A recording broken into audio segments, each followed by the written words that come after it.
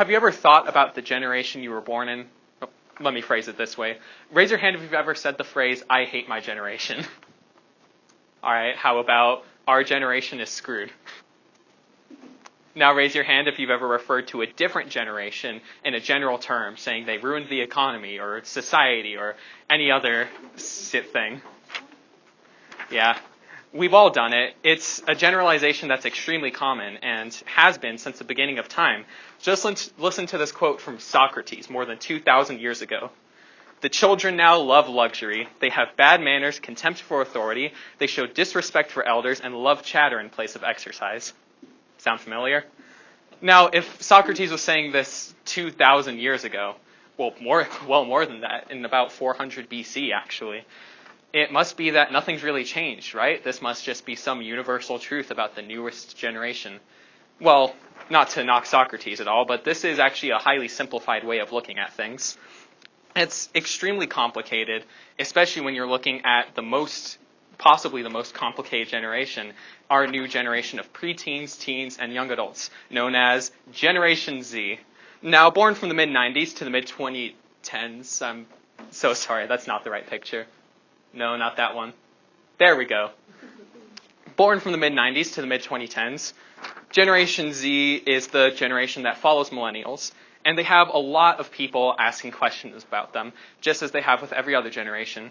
What events will define them? What are they going to do in the world? What are their political leanings? And, of course, most importantly, how do we make them buy things? Now, in order to answer these questions, there is a lot of conflicting information and speculation to look at out there. However, when looking at all of it, most people can generally agree on three main things affecting Generation Z the most. And these things are our usage of the internet, the effect of our Gen X parents, and the events of the 2000s and the decade that most of us grew up in. Now, first, let's talk about the internet. Now, just as any other topic that's affecting generations, since generational effects are a very complex thing to delve into, there is good and there is bad. First, I'll talk about the good. Now, that image is not loading. However, my point still stands. So, imagine that same picture, but with a green overlay, unless it's on the next slide. There it is. Now, the thing about the internet is that even though it tends to get kind of a bad rap today, since we are the first generation to grow up having never known a time without the internet, we are more connected than ever. We're more connected to world events. We're more informed about everything. And most people suspect that we're more accepting of other cultures because we've grown up never having been really all that closed off to other cultures. But then comes the bad, because with information comes misinformation. And we've grown up in a society where misinformation and information tend to get the same level playing field. And we've created a culture of instant gratification, as some scholars have noted, saying that we're willing to accept anything that comes our way. Of course, this is not always true because the internet has also given us an easy source to fact check anything. It's just not a whole lot of us actually do that. And on top of this, the internet has also led to a lack of sleep, as most scholars also suspect Generation Z is possibly the most sleep-deprived generation living. We don't get 8 hours of sleep, as Molly stated in her presentation. It just doesn't happen. And a lot of that can be because of an internet addiction that lasts throughout our entire society and generation. Now, the next big thing to talk about is the effects of our parents. Now, in order to understand the effects of our parents, we have to understand the generation that they grew up in. Now, not all of our parents are Gen X. The generations don't really line up like that. Some of us have very young baby boomer parents, and some of us have older millennial parents. However, Generation X makes up the overwhelming bulk of Generation Z parenthood. And just as with the internet, there is good and there is bad. First, for the good, Generation X has sort of made a push away from the baby boomer parent style because they've seen themselves and millennials be affected somewhat negatively by it, because baby boomers have more taken a hands-off approach to parenting, where they stress moral education more than life education, and it's left a lot of their children being a little bit misguided or even lost in the world. And they're also more pushing towards emotional education too, sending kids to school and giving them storybooks about how to handle different emotions that were sort of repressed by a lot of baby boomers, such as fear, anger, sadness. All these different things are accepted as just a part of living, just as they are. However, there is a bad side to the general parenting style of Generation X parents.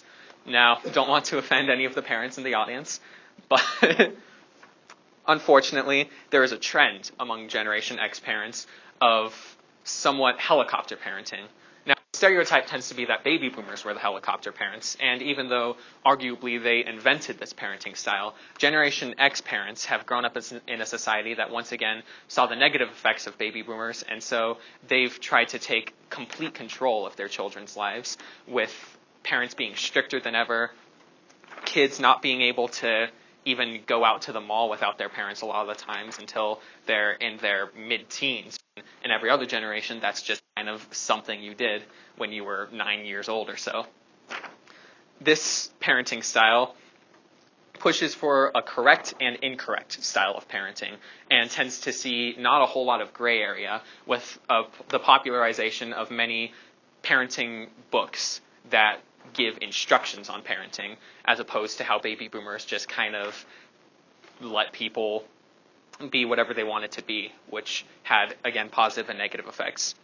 Now, the last thing we need to look at is the decade of the 2000s, in which most Generation Z kids grew up in. Oh, this picture might not be good for the green and red dichotomy. There we go. Now, this is unfortunately the part of the presentation where it gets a little bit more serious, because the 2000s were frankly a terrifying decade for an entire generation to grow up in. We grew up in the aftermath of 9/11 and the Great Recession being our two main defining characteristics for that whole generation. It's really hard to contextualize because no one really knows how it will actually affect us because of all the different socio-economic and political stresses that have been put on our lives. It's very mixed as before, but this time it's so mixed, it's hard to even say which effects are good and which effects are bad. Because a lot of it can be seen as just purely not good.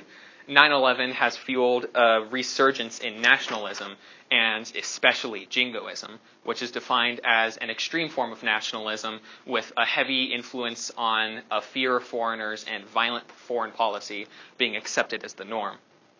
We also grew up in the Great Recession of the late 2000s, which has created an economic sense of paranoia, unlike millennials who grew up in the boom of the 90s and are now going into the adult world or have been in the adult world for quite some time with a sense of optimism because the Great Recession didn't really hit them until after their formative years. The Great Recession hit us during our formative years, and so we've never been allowed to have that same sense of optimism. We've grown up in a society that has told us that it's almost impossible to stay optimistic in this world. Now, it's, again, all very hard to take in, and so the only way to really find a parallel in our generation is to look at the silent generation.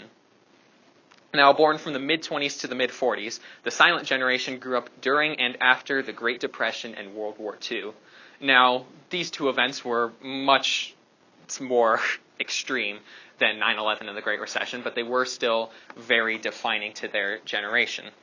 And they also saw a resurgence in jingoism, especially since by the time they hit adulthood, most people still hadn't really accepted Japanese internment camps as being a horrible human rights violation, and they were more just kind of the norm.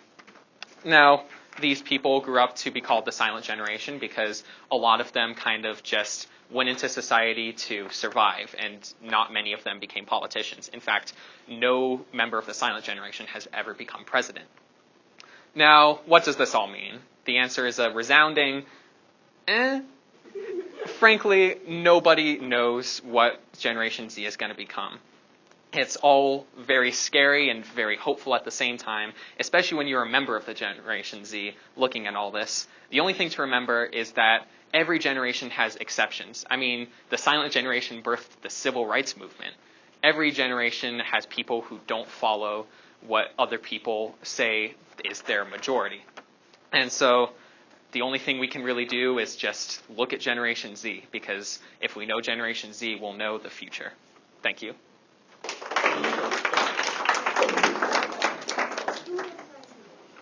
Yeah. Thank you. I know. Huh? Kennedy? Oh, when was he born? Oh, yeah. 1917.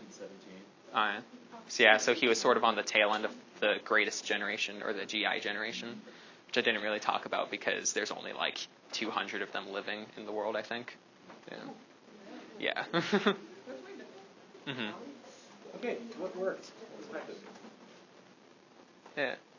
Your presentation was relatively lighthearted up until your last point, and then your tone like completely shifted, which I thought was amazing, because immediately I just like felt this like kind of like pressure almost, because I was like, this is my life, this is how it's going. And it was just super effective with the way that you structured it. Thanks.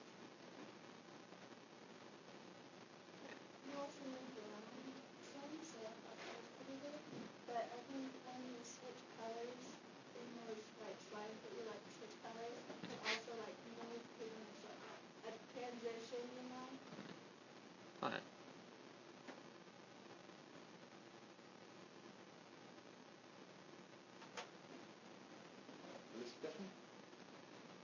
Do you know any of the transition colors?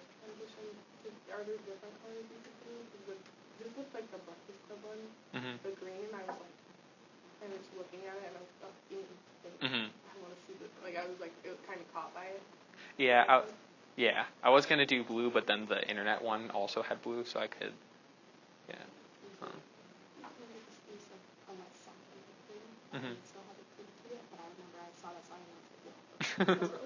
All right. A couple little things. You gave us the date range for silent generation. Did you do that for generation? Oh. That might be useful, because that was a little bit. You said that some of the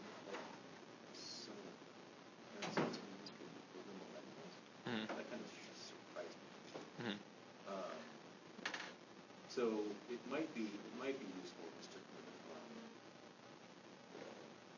what is typically accepted as the Yeah, sorry, I had it on my notes. I just forgot to say it. Yeah.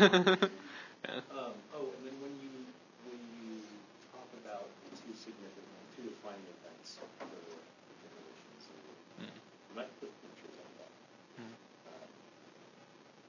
9/11, and you could have an image like